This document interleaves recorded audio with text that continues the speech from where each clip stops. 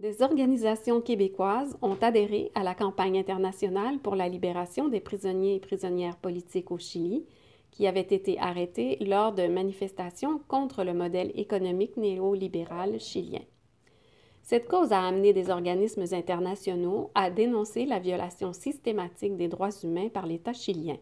De plus, tous font un appel au gouvernement fédéral du Canada pour qu'il dénonce publiquement la répression généralisée contre le peuple chilien. Ce n'est d'ailleurs pas le premier appel en ce sens provenant d'organisations canadiennes.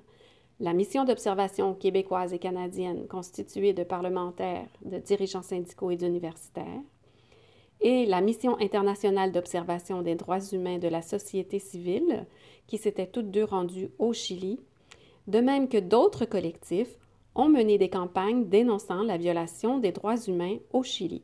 Des représentants du pouvoir politique se sont manifestés dans le même sens, ajoutant le rejet de la loi chilienne autorisant la libération des condamnés pour crimes contre l'humanité perpétrés sous la dictature militaire au Chili, comme l'a fait la députée Catherine Dorion à l'Assemblée nationale du Québec. Digo no a la liberación de condenados por crímenes de lesa humanidad en Chile. Ceux et celles qui ont à cœur les droits humains disent non aux tentatives de politiciens chiliens d'obtenir la libération des condamnés pour crimes contre l'humanité âgés de plus de 75 ans au Chili.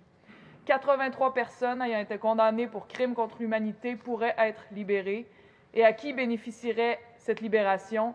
À des crapules qui rêvent encore à la dictature militaire d'Augusto Pinochet. Le Chili, en ce moment même, est en train d'essayer de se dérober de ses obligations à l'égard du droit pénal et humanitaire international. À la mémoire de Salvador Allende et des milliers de Chiliens qui ont été assassinés par la dictature, je dis non.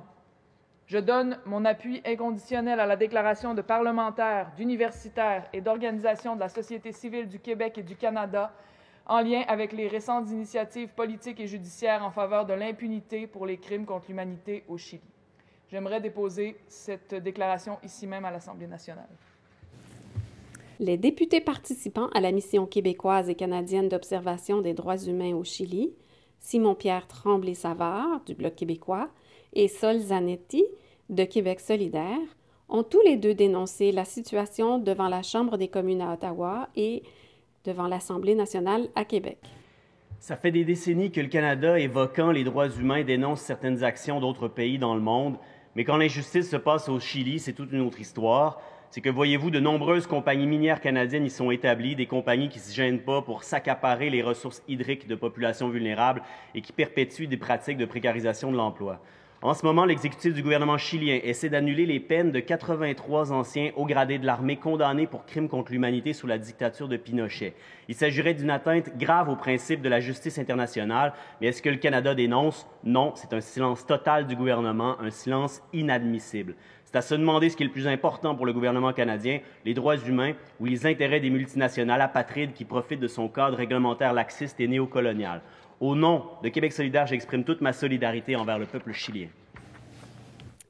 Andrés Fontecilla, député de Québec solidaire, nous donne ses impressions sur la campagne internationale de libération des prisonniers et prisonnières politiques au Chili. Bonjour, je m'appelle Andrés Fontecilla et je suis député à l'Assemblée nationale du Québec.